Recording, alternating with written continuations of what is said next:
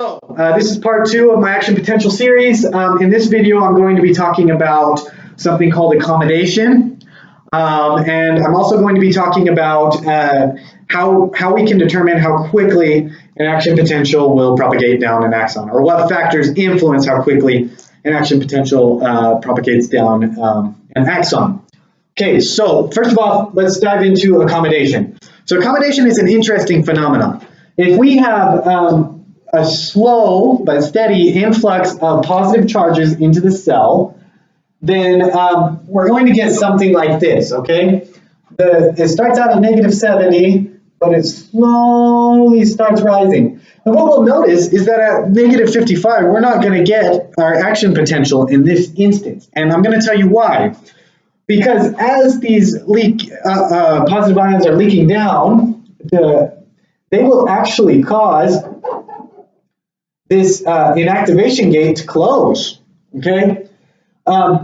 When it finally does reach threshold, it's going to open that potassium channel, or the sodium channel, excuse me, but it can't get through because the inactivation gate is closed. Now that activation gate will eventually reset, but we're going to require a larger stimulus to cause an action potential in this case. We'll have to go above -55, and then we'll get our action potential if we have a big enough stimulus. That's called accommodation. Okay, the cell is responding to its environment, seeing that there is this constant influx of positive cells. It doesn't want to prematurely give a signal, so it's going to wait for a little bit bigger stimulus. Actually interesting, extracellular hyperkalemia can cause this accommodation phenomena to occur. Okay, the next thing that I was going to talk about was what two factors determine the speed of the action potential, and I'll tell you right now, they're the diameter of the axon and the capacitance of the membrane, okay?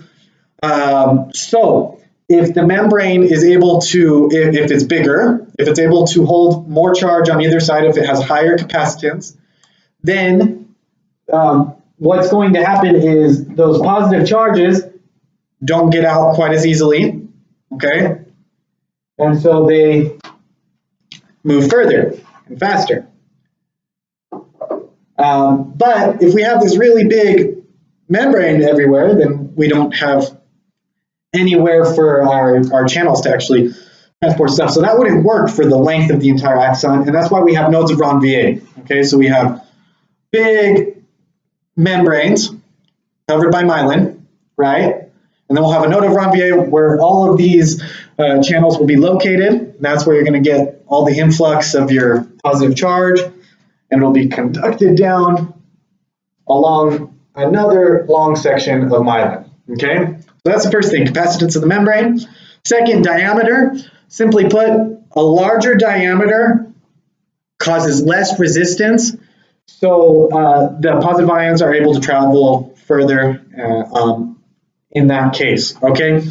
So you want two things. You want a large diameter, and you want a large membrane capacitance. Interestingly, the opposite is true for the location that you have all of these. So you're going to have a large diameter axon that's going to kind of come together and become small. That slows down the positive ions, so we make sure we get the signal to these next sodium and potassium channels in line. And then after that, it's going to widen again, and we'll have our large membrane myelinated area right there. Okay, so and that's all I have on action potentials. I hope this was helpful to you. Bye.